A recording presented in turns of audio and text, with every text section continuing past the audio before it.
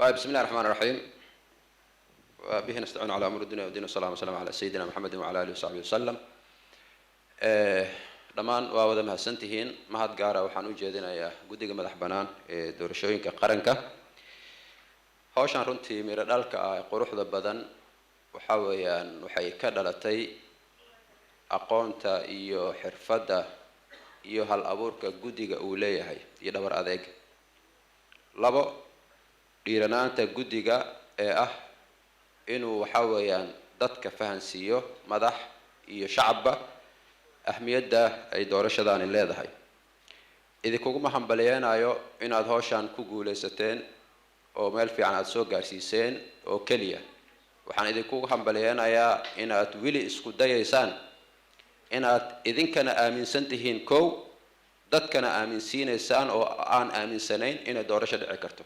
laftirkeeda waa tallaabo geesinimo ah oo loo baahan yahay hore in loo wado. waxaa xusid mudan waxa hadda loola jeedo doorashooyin one man one vote ama one person one vote hala qabto. ujeedka laga leeyahay waxa weeyaan cudurkana haayo ha laga gudbo oo qabyaaladda ah. cudurka qabyaaladana wuxuu kaga dhigan yahay heerka Quraysh ee kaga dhigneed khamrada.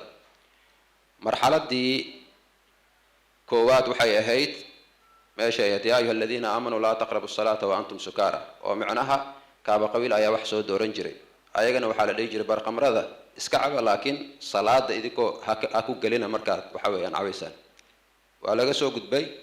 marxalad kale waxaa la soo galay oo ay aaway abukaate dhagay ay hogaaminayeen oo erge ay wax dooranaysay oo iyada ah wayasaluunaka can alkhamri walmaysiri qul fiihima ithmun kabiirun wamanaaficu linnaas wa ithmuhuma akbar min nafcihima. macnaha oday iyo erge keebaa fiican.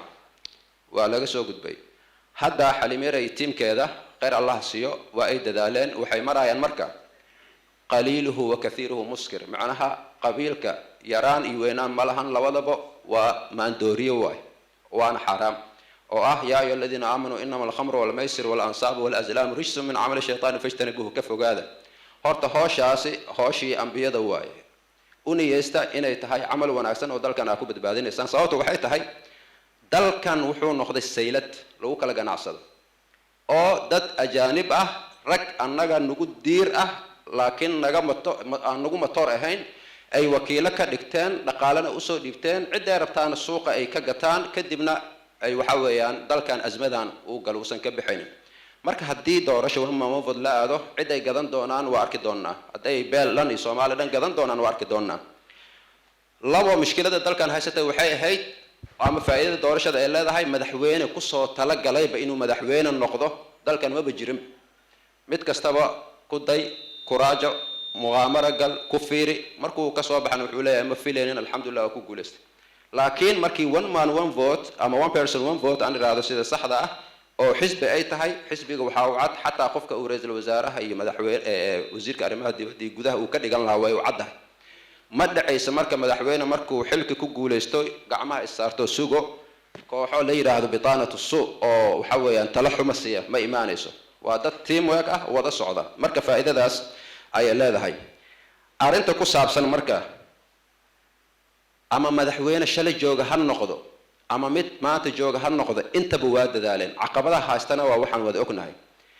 inaan xisbi eedeeno iyo inaan urur bulshada eedeeno iyo inaan madax eedeeno iyo inaan maamul goboleed eedeeno nagama fujinayso, mas-uuliyaddana nagama qaadayso. haddii eedeen ay noqoto marka waxa weeyaan waa sheekada aan ku waale haye idheh. laakiin xildhibaanada guud ahaan iyo siyaasiyiinta laba mid un waa mid inay aad u caqli badan yihiin oo waxaan cilmi adduunka jirin ay noo sheegayaan, ama inay aad doqon u yihiinoo waxay sheegayaan aanay garanayn. sababtu waxay tahay abukaate dhagay wuu sheegay waa mas-uuliyad wadareed. qaybta idinkaga aadaneed waa ka soo baxdeen. halkan waxaa ku qoran jamhuuriyadda federaalka Soomaaliya, wasaaradda arrimaha gudaha federaalka iyo dib u heshiisiinta, hindisa sharciyaadka doorashooyinka qaranka. wuxuu ka yimid golaha fulinta. kubadda xaggee taala?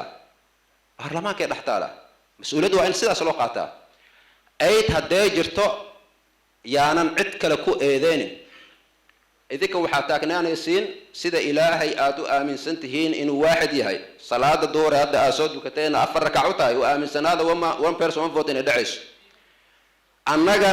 anigana ka xildhibaan ahaan iimaankaasaa igu jiro waa dhacaysaa cid kastoo ka hadasha markaas wax ka duwan waxay rabtaa inay sayladii ku noqoto oo ay ku dulman yihiin dhammaan ummadda Soomaaliyeed oo maanta qofkii aqoonta lahaa ay darbiyada fadhiyaan ee u xayiran yihiin inuu xildhibaan damiinka shaqo geeyo nidaamkaas waa in laga gudbaa sharcigan marka maadaama uu yaalo golaha shacabka waxaa loo baahan yahay damiirkooda inuu adeego damiirkooda inay in yar isku dayaan inay ka shaqeysiyaan guddigan hadda la magacaabay oo aniga aan ka mid ahay 15 ah waa bilawnay intaanan dastuur la gaarin sharcigaanaan akhrinay wixii ku jiray oo dhan waa inuu cad ah sidaad oo la kulanteen inta ay ka dhaxayso dalkan ayaanu jadwalkeena u degsan yahay inaan oo la kulanno waqtiga aan qabsanay ee 2 months ana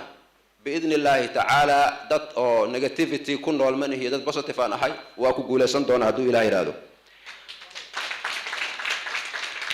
hal midaan idinka codsana ummadda Soomaaliyeedna inta ahlul hal wal aqdiga oo garaadka ilaahay siiyay oo damiirka ku dambeeyana ka codsana ahzaab siyaasadeed waa xataa lama tiri karo qaarkooda xataa waxa laga yaabaa inaysan ku jirin ba wax anaga dalkeena caan uu ku yahay waa qoro wasoco laakiin waxa loo baahan waxay tahay dalka inay wax ku leeyihiin xaqiiqo jirta waay in loo istaago idinka iyo ururada bulshada dadka ka jooga inay u istaagaan siyaasadda in laga hashiyo oo dadka ama xukunka maanta fadhiyo iyo kuwa kale banaanka ka taaganba inay u fahmaan in loo baahan yahay wadan la yiraahdo Soomaali in la badbaadiyo ee laga tago kursiga waxyaabaha la fiirinayo dib u heshiisiinta siyaasadeed inaad idinka sameysaan inaad dhiirigelisaan kaalin weyn ka qaadataan waayo amniga la sheegayo siyaasadda xakunta